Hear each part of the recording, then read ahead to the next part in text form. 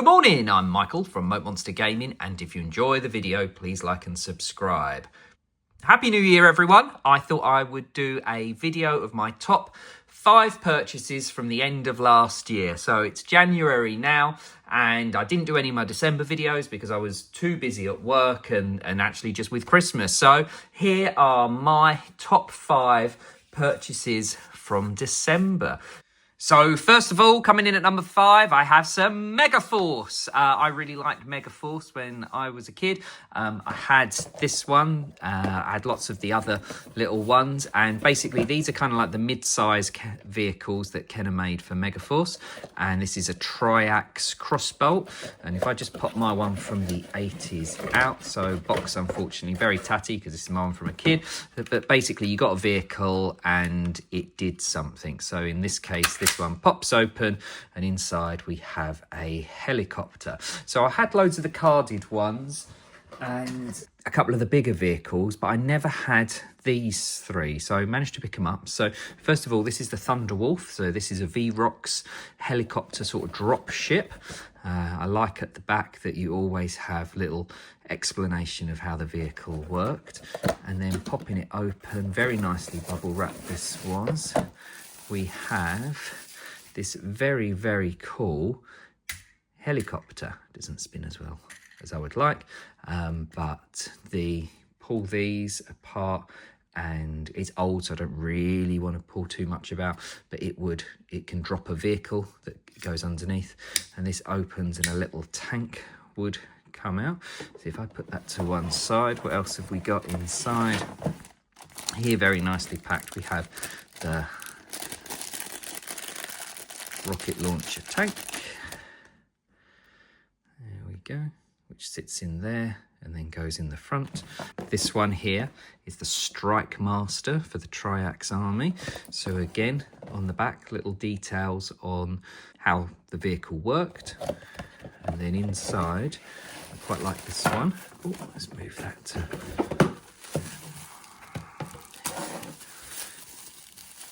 Very good condition. So we have this kind of orbital rocket that if I lift up, this detaches like a rocket, but I want to say if I flick this, it kind of drops its payload and the wings spread out. And also you could clip vehicles in the back. So this one came with a little tank, and then the little tank actually will fit nicely onto the back there. But I just like how it all clips together. Where do we go? I think we go in, wings go in. Never made it past the first series, unfortunately. They would have had Arctic vehicles and stuff for the second series, but there's the Strike Master. I always think it looks a bit like a head of a Zoid, actually. Let's put that one to one side. And then this one is the Scorpion. And what makes this one different, I suppose, is it has a very different die-cast model with it. So if I unpack it all, again, on the back, we've got kind of like the blueprint instructions for it. And then this, tilt the guns out and turn the top bit around. So you could put additional vehicles at the back there. But this is the Scorpion, but somehow I should be able to get this to fire out. Let's see. How do I make it fire? There we go. Push the top bit in, and then this fires out, and that's a funny little die-cast, almost like people carrier, I imagine. Put that back in. Unfortunately, in the cold, the gun's gone a bit bent at the top, but there we go. A little bit droopy. And then here is a little brochure.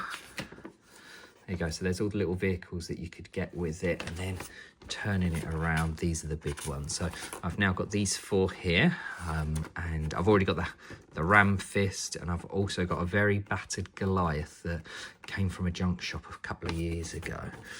And then this side are the little boarded packs you could get. And then look, got action figure toy guide here. So I always quite like these. So I've actually recently been collecting them. And more importantly, the Bone Age, which I will be coming on to at the end of the video. So very, very cool. Kind of prehistoric figures that Kenner made. What else we've got in here? Robocop. Starting lineup. Okay. So my next pickup is the only modern figure on this list, and it's actually it's by Hasbro. It's from the Fortnite Victory Royale series, and it is Punk. And this figure I just have found absolutely impossible to get hold of. The Hasbro only had the license for a couple of years. I feel like they abandoned the line, a bit of a stealth abandonment. They didn't really do an announcement. And as previously, I've done videos on the Shark and Man Cake. And while I mean, I do love playing Fortnite, but while I don't particularly like, I suppose, the more militant of the skins, I do like the weird creature ones.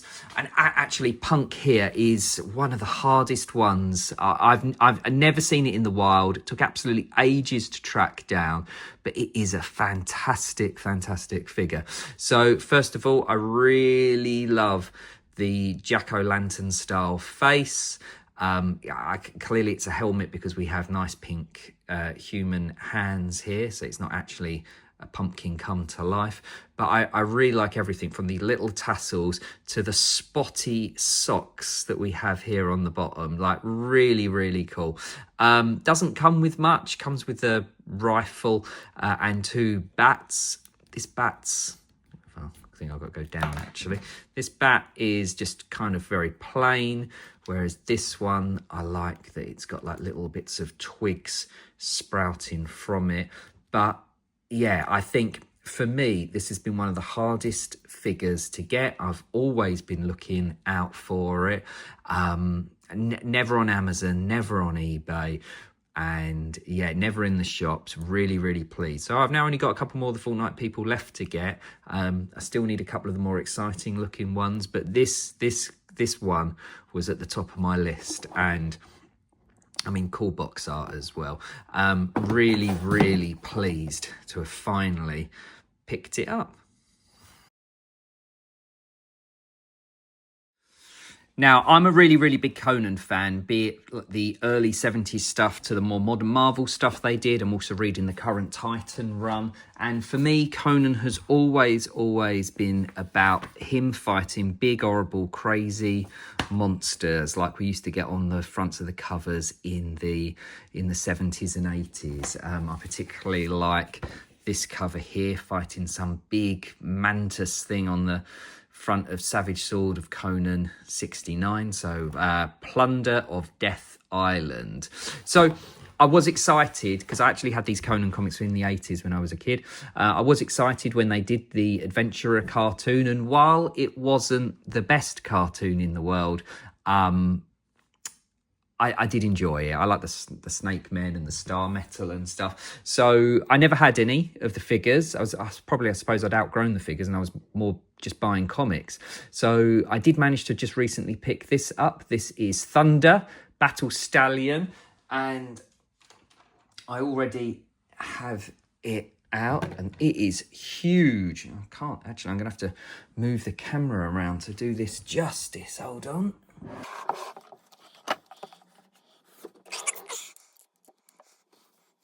So this is one huge figure. So standing bigger than any of the other figures that I collect are the Conan the Adventurer figures. So to put it in perspective, Punk here is standard 6-inch and he like absolutely towers above them. So Conan. Now,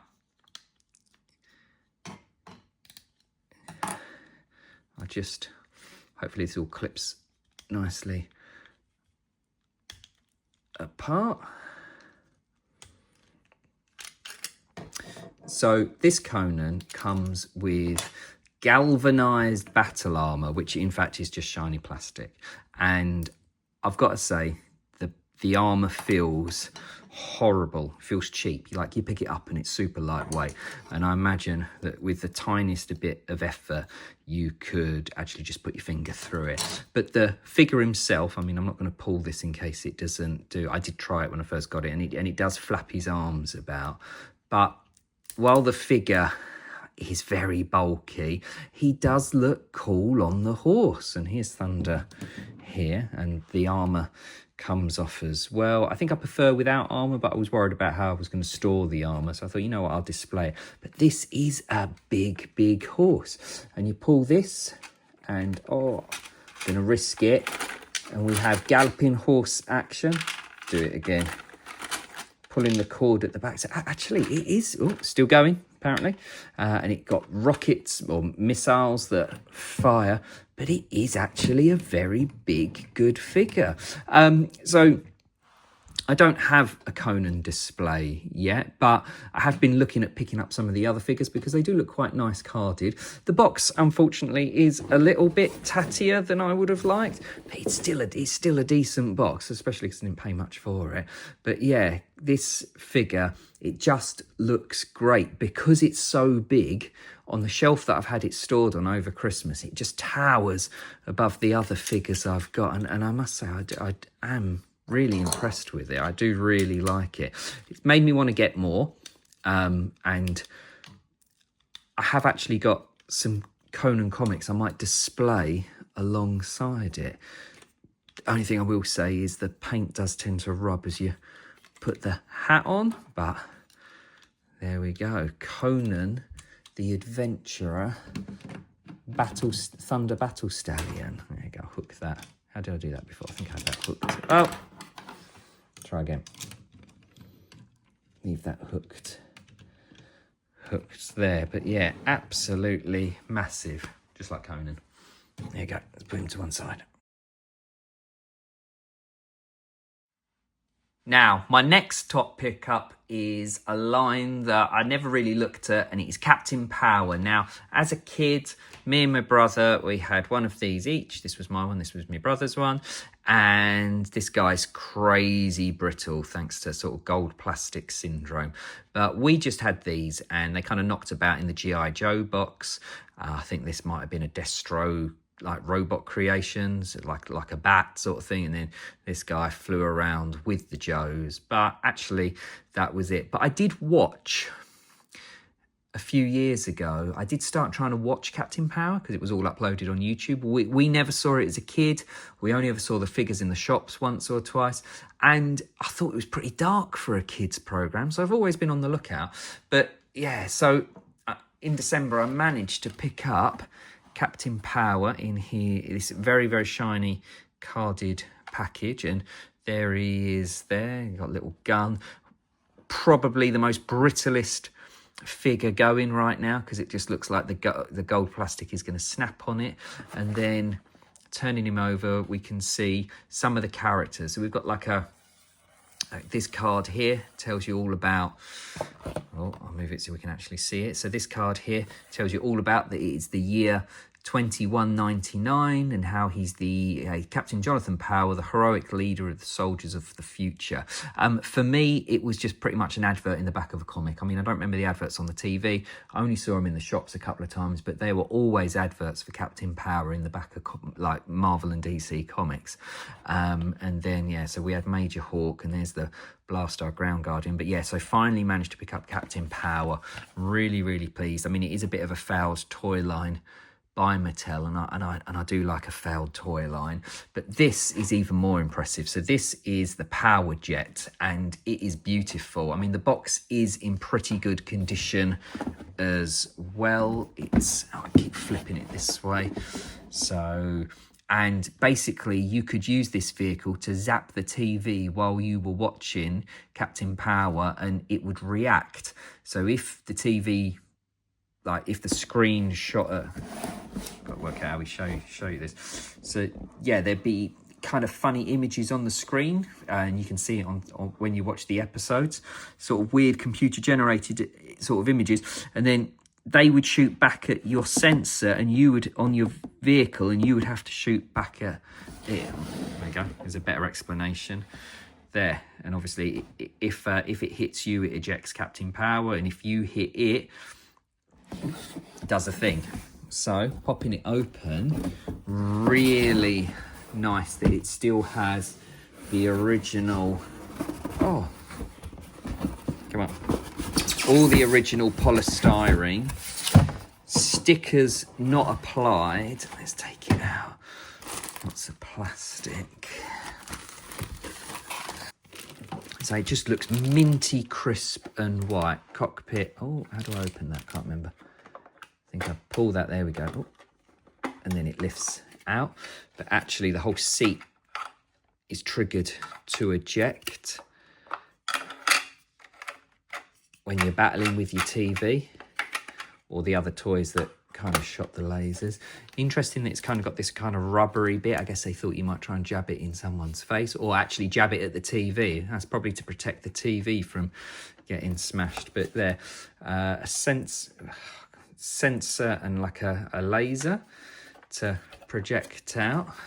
And yeah, trigger, so you can use it like a gun, but super cool. I mean, I'd love to apply the stickers, but I just couldn't do it. So stickers all still there. We got information card, and then that kind of folds up and goes inside, and then very crisp and clear instructions. These bits actually go on the bottom of the wing. And then, yeah, very, very comprehensive instructions. Visually, I think Captain Power was really cool. Even if the episodes are a little bit badly acted, I think it was a very dark and grown-up kids programme. And I know BBC and ITV didn't want to pick it up. I don't know whether Sky ever showed it. But yeah, I've had to track the episodes down quite easily on YouTube to watch. And I do think they're worth a watch. But yeah, Captain Power. Very, very cool.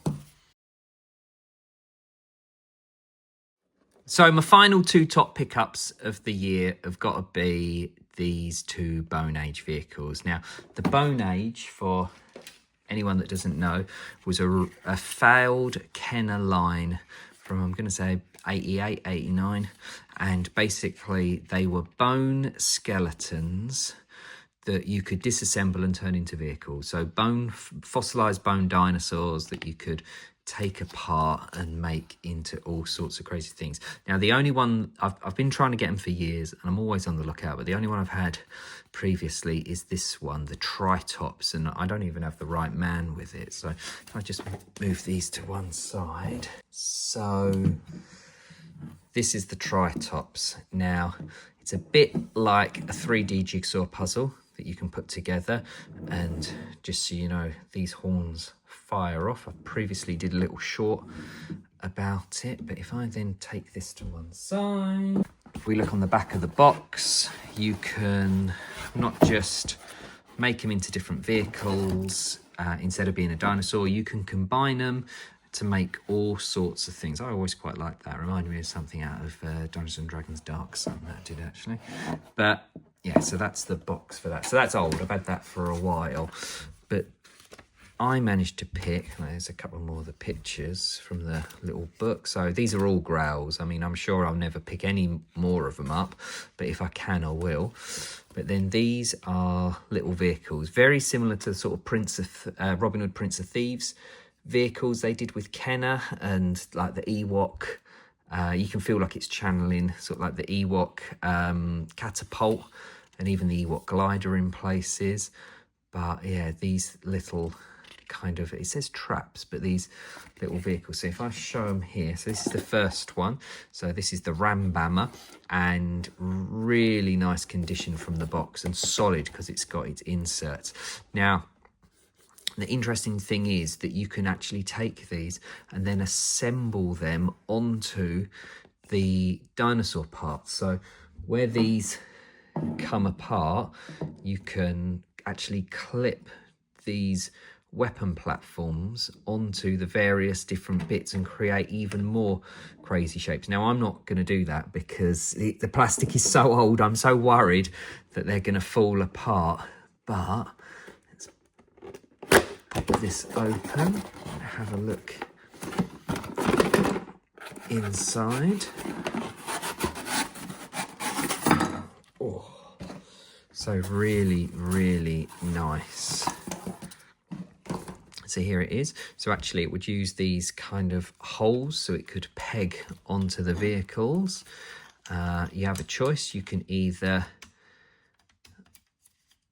spring it out of there, or you can, I want to say there's the button. Let me press that. There you go. You can either fire it out of there or put it in there and launch it that way. And it's kind of got a mechanism so it kind of springs into a battering ram. I actually think I prefer this one more. This is the hammer hook, and again, nice box. So Walmart sticker, again, I never saw these in the UK at all. And again, it kind of demonstrates how you can attach it to the fossilized dinosaur pieces. And then this one doesn't have its cardboard insert, but nicely bubble wrapped in. And again, there's the little hole, so you can attach it. And yeah, this basically, it fires a grappling hook. Now, I just got to say, really nice plastic. Really nice plastic. Like most of the Kenner toys in the late 80s, I do think the plastic quality was far superior to Mattel and Hasbro. And I know of the figures that I've got, like my Kenner stuff, feels like it lasts a bit longer. But yeah, beautiful colours here, and yeah, fires a grappling hook. But yeah, whether or not I'll ever manage to find any more Bone Age, who knows. I'm always on the lookout.